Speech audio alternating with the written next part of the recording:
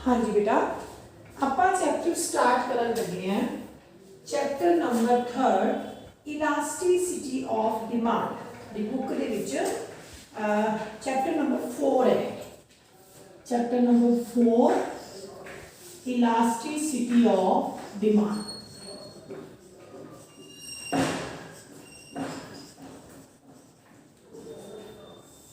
Elasticity of demand पहला तो की हुंदा है तुहाडे लई ये समझना जरूरी है। इलास्टिसिटी का मतलब होता है कि एक फैक्टर दे विच चेंज आने दे नाल दूसरे फैक्टर दे विच किस तरह चेंज आ रहा है।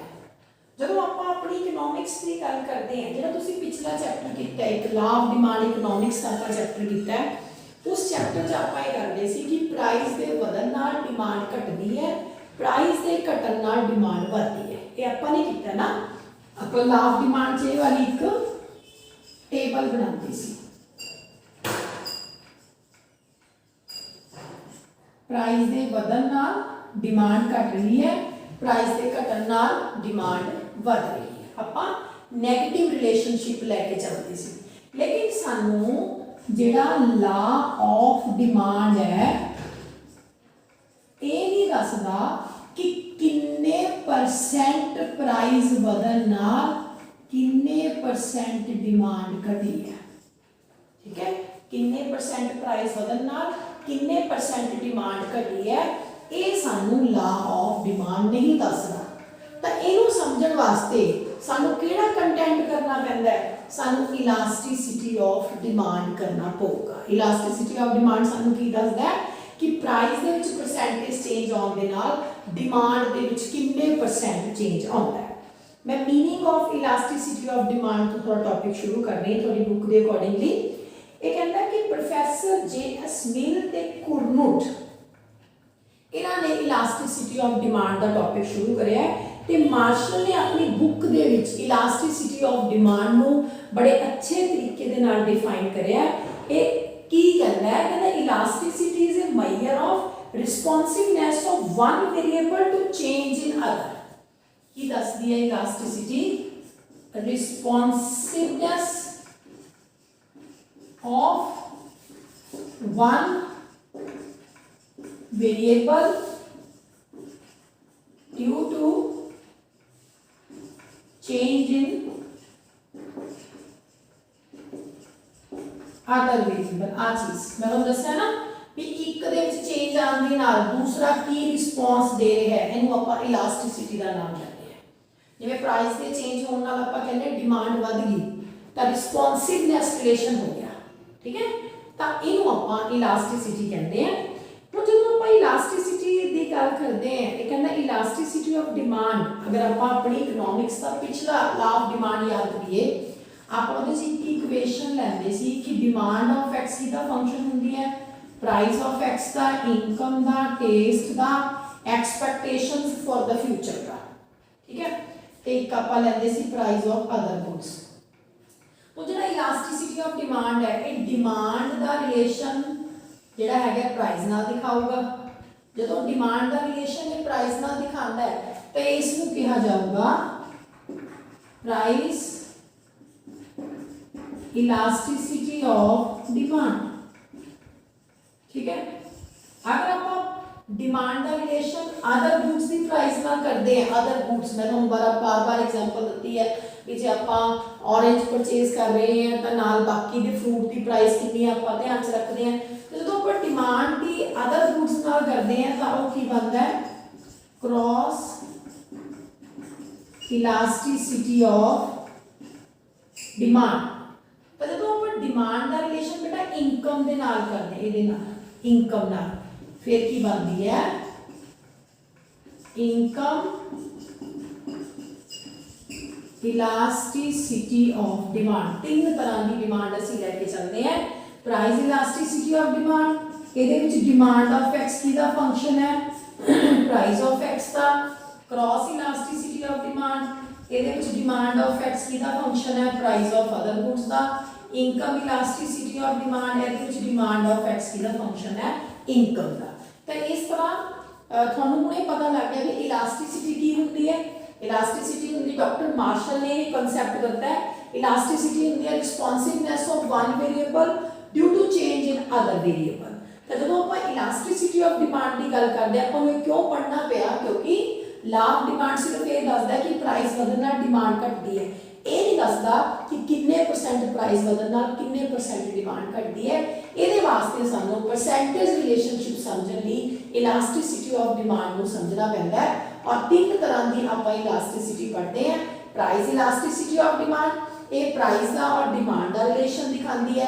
क्रॉस इलास्टिसिटी ऑफ डिमांड, ये डिमांड का और अदर गुड्स की प्राइस का रिलेशन दिखाती है।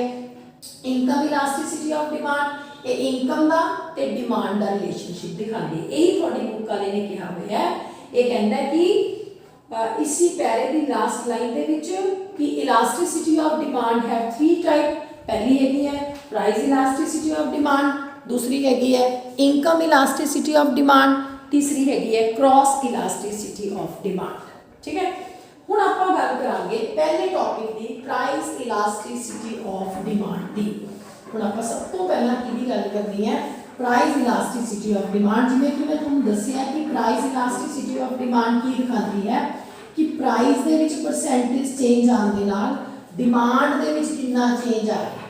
ठीक है, प्राइस इलास्टिसिटी ऑफ डिमांड की दिखाती है, इलास्टिसिटी ऑफ डिमांड क्योंकि नेगेटिव रिलेशन दिखाती है, इस करके फार्मूले अगे आप माइनस पाने हैं। Percentage change in demand upon percentage change in price. आप टॉपिक की करन लगे प्राइस इलास्टिसिटी ऑफ डिमांड। पहला टॉपिक है, तीन तरह की है elasticity, price elasticity, income elasticity, cross elasticity. आप सब तो पहली टाइप करन लगे हैं प्राइस इलास्टिसिटी ऑफ डिमांड, और ये भी आप फार्मूला भी लेने हैं percentage change in demand and percentage change in price. ठीक है, जिवें मैंने दस्सिया अगे कहना माइनस साइन क्यों लाउने हैं, तो लॉजिक समझ लो। आपां नूं पता है भी जे एक चीज घट रही है तो दूसरी चीज बढ़ रही है, क्योंकि डिमांड एंड प्राइस का रिलेशन नेगेटिव है।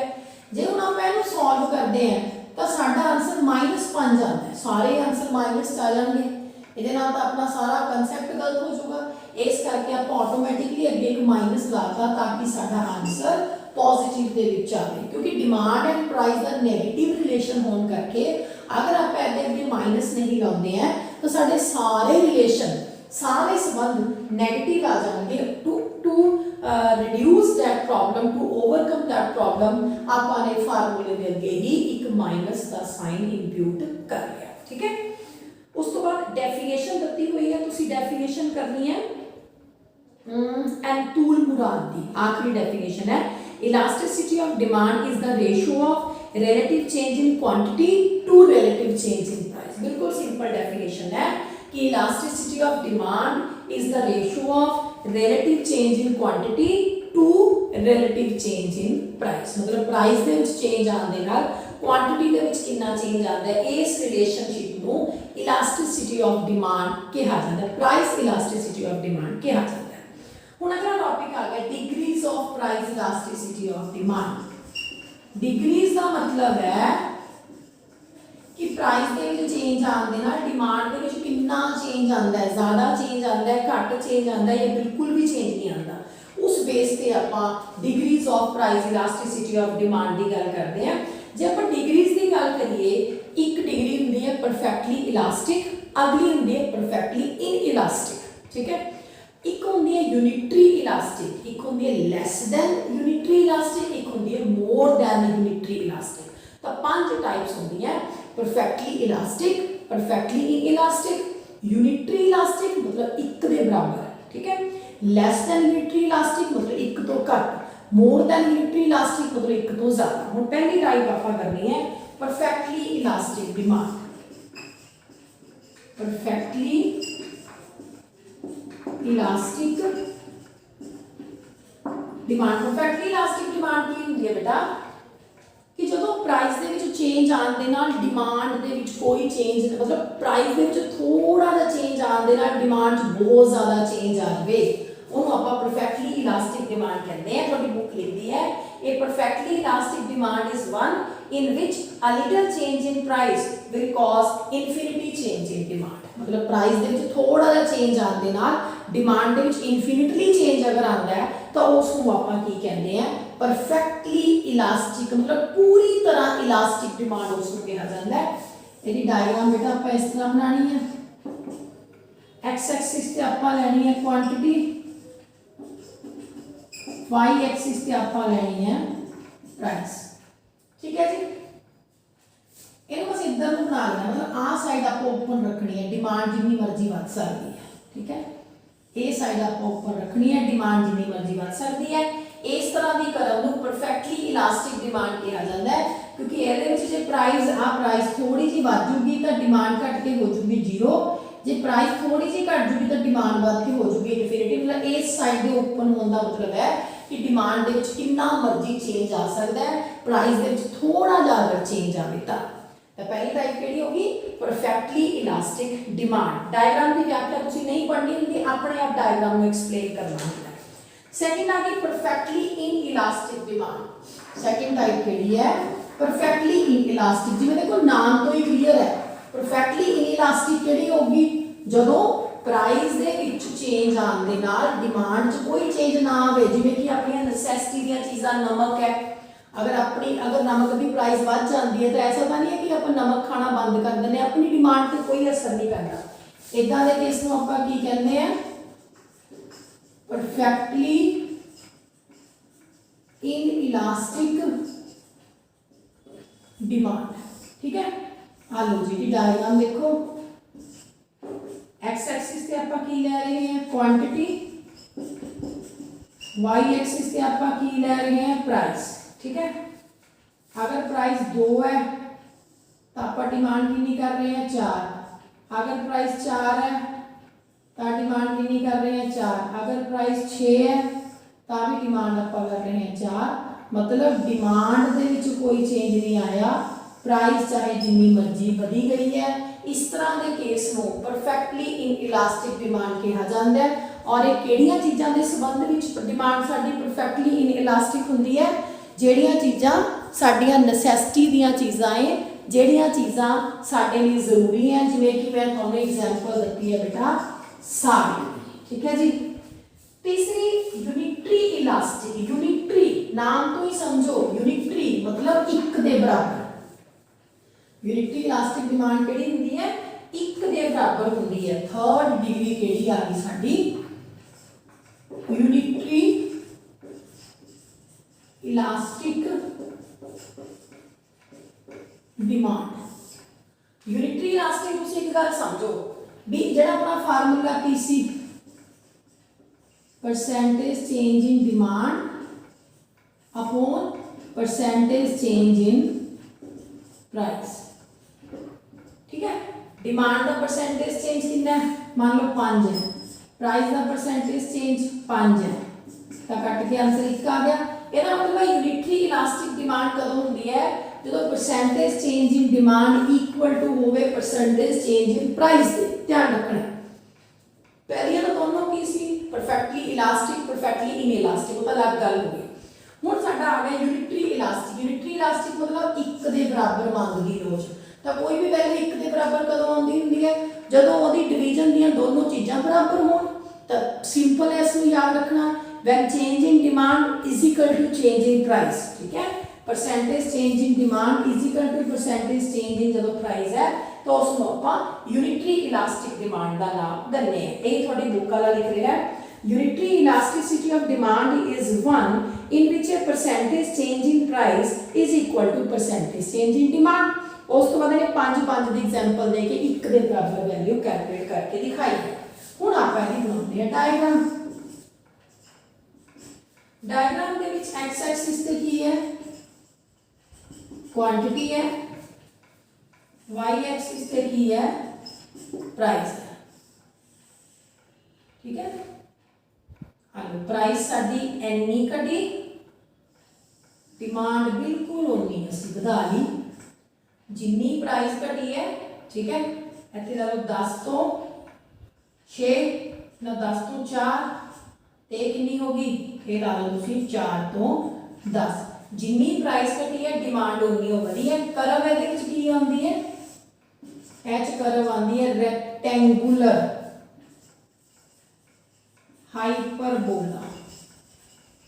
केड़ी करव कहंदे हैं इहनूं, रैक्टेंगुलर हाइपरबोला करव कहंदे हैं। रैक्टेंगुलर हाइपरबोला करव वो हुंदी है जिहड़ी नीचे वाल दा आउंदी है पर कदे भी एक्स एक्सिस नूं क्रॉस नहीं करती। तो इस तरह जिहड़ी इलास्टिसिटी ऑफ डिमांड की थर्ड टाइप की है यूनिटरी इलास्टिक डिमांड, ठीक है। उरे तक तुसीं करो अपना अज टॉपिक इलास्टिसिटी ऑफ डिमांड दा मीनिंग, ओदियां वेरियस टाइप 3 डिग्रीज। कल आपां करांगे greater than unitary elastic demand.